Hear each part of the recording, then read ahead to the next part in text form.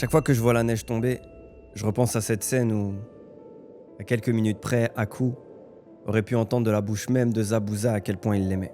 Et ce qui me rend le plus fou, c'est de me demander, est-ce que Zabuza s'en serait rendu compte si Haku avait toujours été là? En fait, je crois que ce qui me retourne le cerveau, c'est quand je me demande pour qui la mort de Haku était nécessaire. Question de fou. Pour lui, pour Zabuza, pour Naruto. Et moi, ça m'est déjà arrivé de me demander à quoi je sers. Est-ce qu'on m'aime pour ce que je suis ou pour ce que je fais? Parce qu'il y a une différence entre être aimé et être utile aux autres. Et en disant tout ça, j'en arrive même à me demander pourquoi est-ce que j'ai besoin de savoir si les gens m'aiment? Pourquoi je peux pas juste être moi-même? En fait, vu qu'il y a des gens qui comptent pour moi, est-ce que c'est pas normal de me demander si je compte vraiment pour eux? Il y a des proches à qui j'aurais aimé, à qui j'aurais dû dire des choses importantes. Et je me disais toujours que je leur dirais plus tard. Sauf que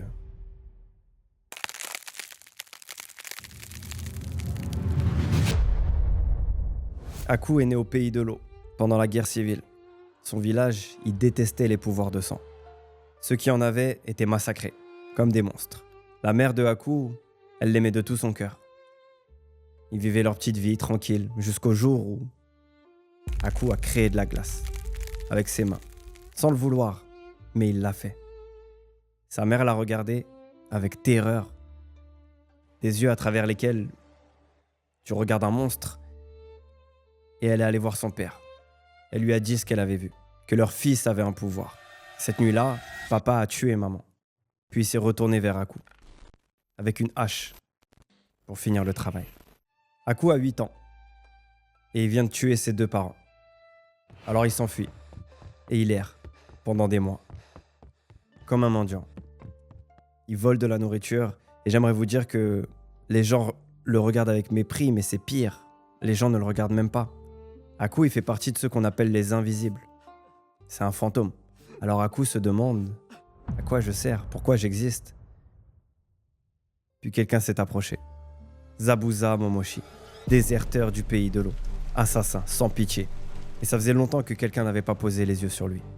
Zabuza reconnaît cet enfant. Il va lui poser la question de savoir s'il possède un pouvoir. Quand Haku fera un signe de tête pour dire oui, Zabuza sourit.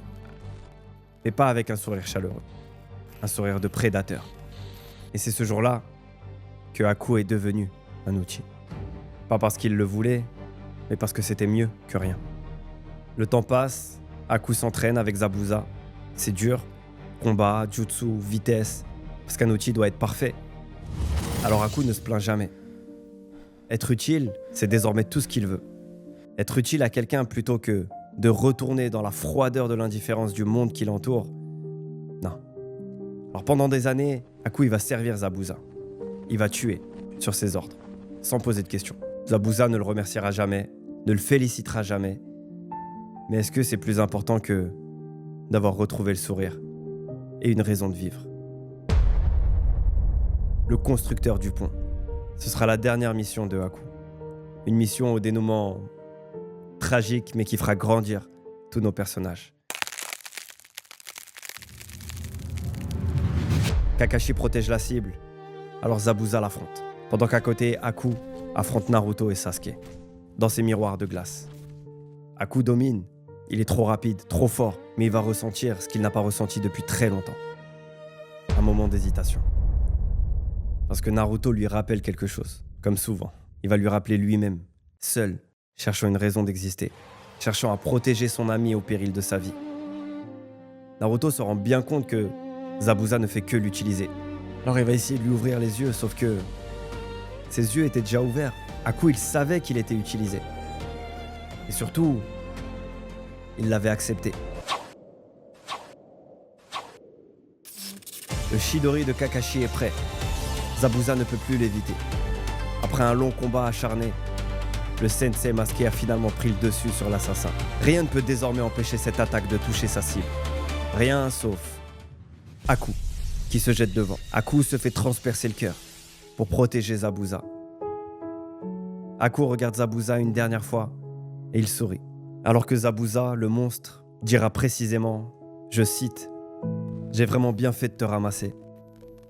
Tu m'auras bien servi jusqu'au bout. Cet instant, précisément, marquera la fin du monstre Zabuza, malgré les apparences.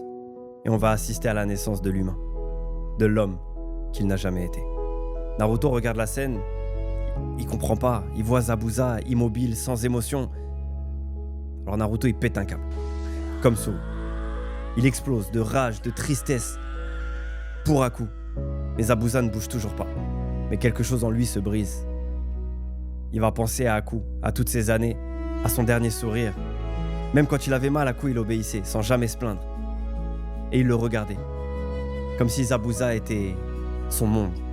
À ce moment-là, sans le dire, sans même l'exprimer de quelconque manière, Zabuza va réaliser qu'il l'aimait. Parce que ce que Zabuza va faire n'est rien d'autre que la preuve d'amour d'un père envers son fils. Un amour qu'il ne lui a jamais dit. Sauf que maintenant, c'est trop tard. L'employeur de Zabuza va arriver avec une centaine de mercenaires, dégoûté que Zabuza ait échoué dans sa mission. Alors il s'en prend verbalement à lui, et il va même jusqu'à insulter la dépouille de Aku. Zabuza, il a les bras brisés, à la suite de son combat avec Kakashi. Il peut plus tenir son épée. Alors il va demander à Naruto de lui envoyer un kunai. Naruto obéit. Zabuza l'attrape avec ses dents, puis il va foncer dans le tas. Il va tuer, encore et encore. Avec juste un kunai dans la bouche, il traverse la foule de mercenaires, couverts de sang. Il arrive jusqu'à Gato et le tue aussi. Sans un mot, que de la rage. Zabuza s'effondre. Il est bien trop blessé et il va mourir, il le sait. Alors dans ses dernières forces, il va demander à Kakashi de le porter et de poser son corps près de celui de Aku, pour le voir une dernière fois. Le visage paisible, toujours marqué d'un sourire.